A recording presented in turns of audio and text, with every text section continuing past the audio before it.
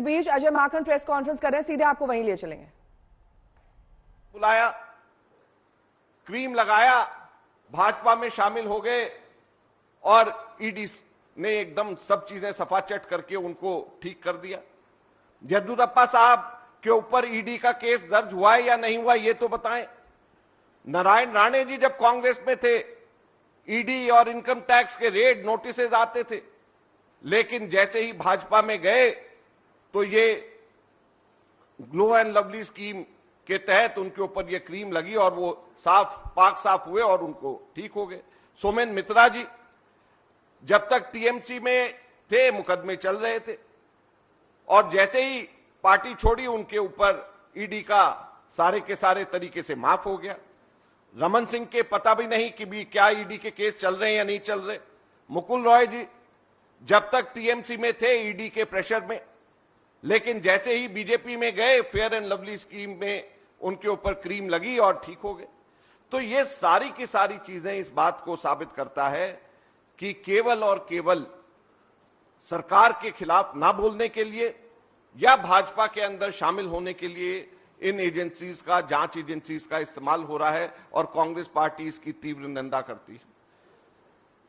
दूसरा बहुत महत्वपूर्ण इसी के बारे में हम कहना चाहते हैं, हमारे लीगल डिपार्टमेंट के तरफ से विवेक तनखा जी ने एक पत्र निर्मला सीतारमण जी को, अमित शाह और किरण रिजिजू को नोटिस भेजा है। ये हम आपको अभी इसके साथ में लगा करके देंगे। इसमें यह कहा गया है कि जिस प्रकार से ईडी के दफ्तर से सिलेक्टिव लीकेज करी जा रही हैं, झूठी और चयनात्मक खबरों को प्लांट करके कांग्रेस पार्टी के और हमारे नेताओं की छवि को धूमिल करने का प्रयास किया जा रहा है, यह पूरी तरीके से गैर कानूनी।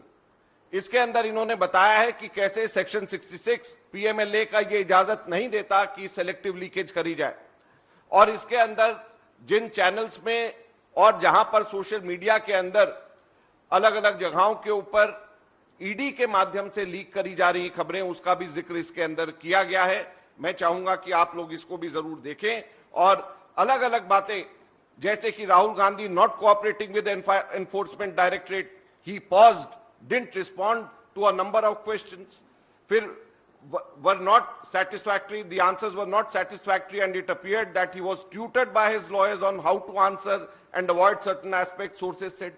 तो ये सोर्सेस के माध्यम से कहां से इनके पास में सब चीजें आ गई। हम लोगों ने कहा है कि अगर आप इतना ही दिखाना चाहते हैं तो वहां पर एक कैमरा लगा दीजिए, उसको लाइव टेलीकास्ट करिए, 30 घंटे लाइव टेलीकास्ट, लाइव फीड लीजिए, वहां से देखिए कि भी किस तरीके से वहां पर क्वेश्चंस, उनके पास कुछ पूछने को ही नहीं। तो जो सिलेक्टिव लीकेज करके जो ये मीडिया को दिया जा रहा है और अपनी तरीके से नैरेटिव बिल्ड करने की कोशिश करी जा रही है, ये गैर कानूनी है। सुप्रीम कोर्ट ने, हाई कोर्ट ने अलग अलग इसके अंदर जिक्र किया गया है कि कहां कहां पे इस तरीके की लीकेजेस के खिलाफ बोला है और हम सरकार को ये कहना चाहते हैं कि अपनी एजेंसीज को समझाएं और ये सिलेक्टिव लीकेजेस बंद करें और ये पूरी तरीके से इन्वेस्टिगेशन को प्रभावित करने की एक कोशिश करी जा रही है। और तीसरा इसके अंदर जो महत्वपूर्ण बात है कि एफआईआर कहां है।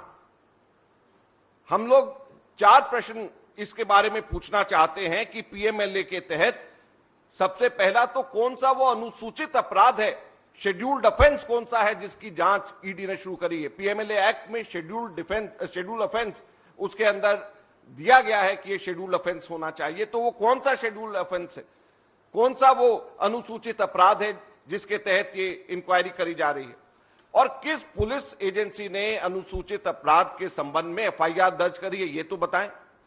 और तीसरा, एफआईआर कहां, क्या हमारे को किसी को एफआईआर की कॉपी अभी दिखाई है? लगातार कांग्रेस पार्टी, हमारे नेता इस चीज को पूछ रहे, कोई जवाब नहीं।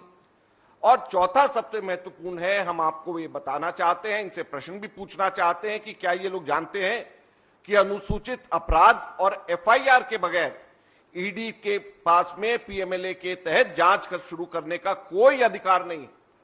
तो अगर कोई अनुसूचित अपराध नहीं, कोई एफआईआर नहीं, तो फिर वो जांच क्यों कर रहे हैं? और अगर है अनुसूचित अपराध और एफआईआर तो उसको सार्वजनिक क्यों नहीं कर रहे? सीधे सीधे हम लोग ये प्रश्न पूछना चाहते हैं। आज कांग्रेस पार्टी जंतर मंतर पर सत्याग्रह कर रही है।